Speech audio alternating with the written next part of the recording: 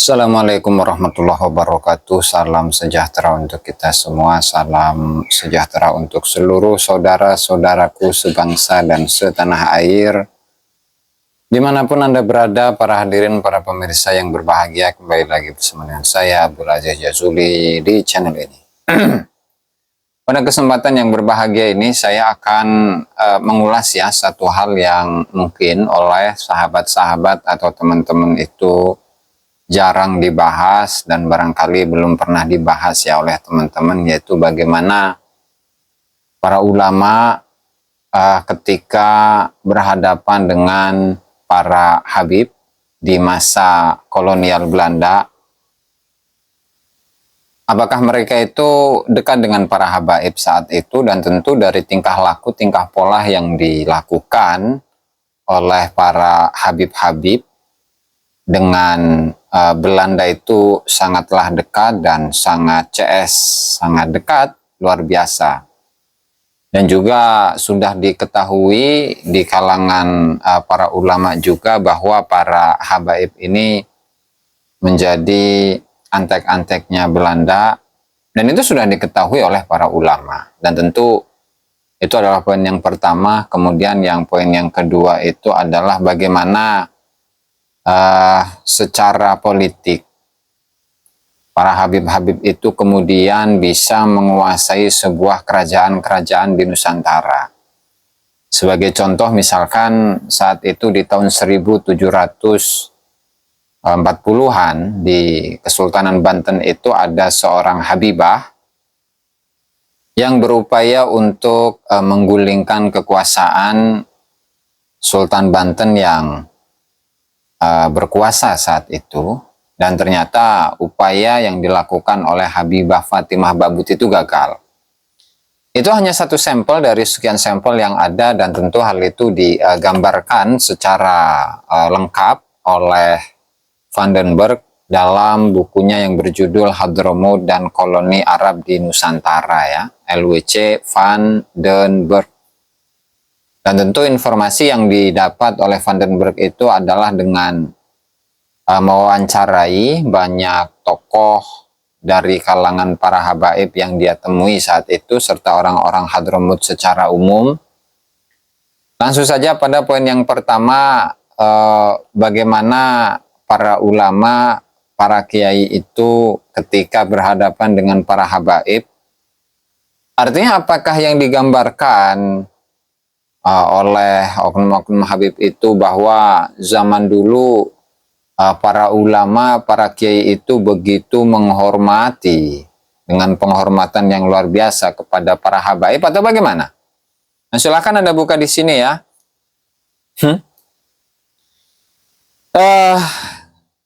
Di sana, di mana Vandenberg itu menyatakan ya, saya dapat maju lebih jauh lagi dengan menyatakan bahwa di Jawa khususnya justru para ulama pribumilah yang menunjukkan secara terbuka antipati mereka terhadap orang Arab.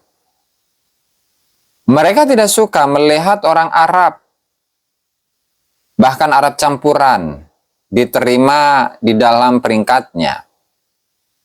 Begitu pula halnya dengan pribumi guru agama Islam, semakin tinggi pengetahuan mereka mengenai ilmu kalam dan hukum Islam, semakin mereka menguasai bahasa Arab, semakin mereka menjaga jarak dengan orang Arab Hadramaut yang membayar dengan uang juga.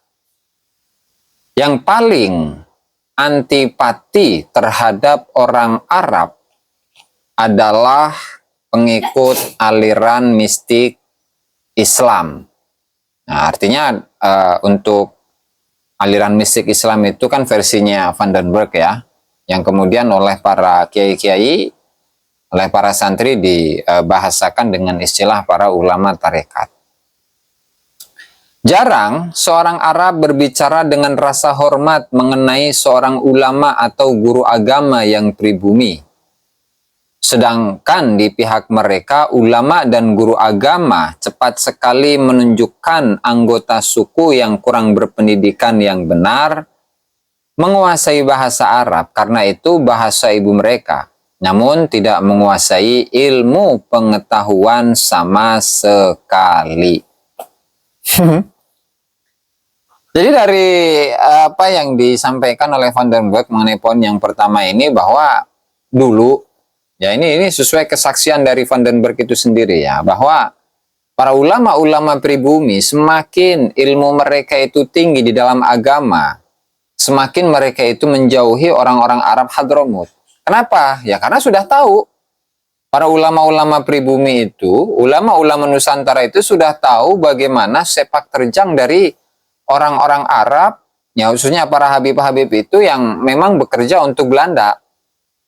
Nah, khususnya yang sangat menonjol itu adalah Habib Usman bin Yahya begitu misalnya ya. Ya, ada ketidaksenangan gitu. Dan sesuai dengan apa yang dituliskan di sini, bahwa para ulama-ulama pribumi sangat tidak menyukai dengan mereka. Semakin ilmu yang mereka kuasai itu tinggi, semakin jauh juga, semakin tinggi juga mereka itu menjauhi tokoh-tokoh dari imigran-imigran Yaman. Ini sesuai dengan penuturan yang disampaikan oleh Van den Berg ya dalam bukunya. Silahkan Anda cek sendiri ya. Itu untuk poin yang pertama, agar tidak lama-lama. Kemudian untuk poin yang kedua itu adalah bagaimana sikap orang Arab terhadap Belanda, yang tentu fenomena yang kita temukan di hari-hari ini menggambarkan seolah-olah para Habib itulah yang memperjuangkan kemerdekaan Indonesia. Dari mana? Nggak ada datanya itu.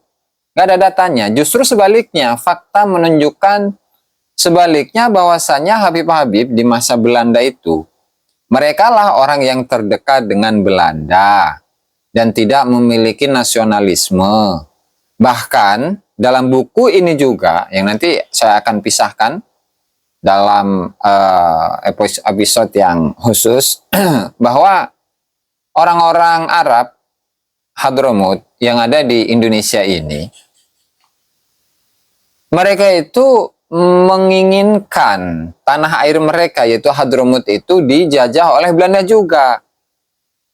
Karena apa? Karena dengan adanya penjajahan Belanda itu, mereka merasakan keamanan, kenyamanan, ketenangan, kondusivitas dalam hal perekonomian, dalam hal politik, dan juga dalam hal-hal yang lain. Nah, tentu ini sangat bahaya loh. Terutama ketika runtuhnya beberapa kerajaan-kerajaan yang ada di Nusantara ini. Itu dengan cara yang lembut. Pertama adalah dengan masuk ke dalam lingkungan suatu kerajaan, yang kemudian lama-kelamaan mereka menjadi dekat. Setelah dekat kemudian masuk ke dalam keluarga kerajaan dengan mengawini misalkan putri dari raja. Sehingga setelah itu, setelah mengawini putri raja, kemudian lama-kelamaan merasa dia berkuasa, maka akan digulingkanlah itu raja dan dialah yang menjadi penguasanya, begitu. Nah, kita lanjutkan di sini ya, karena sebenarnya untuk ulasan mengenai hal itu di sini sangat panjang ya.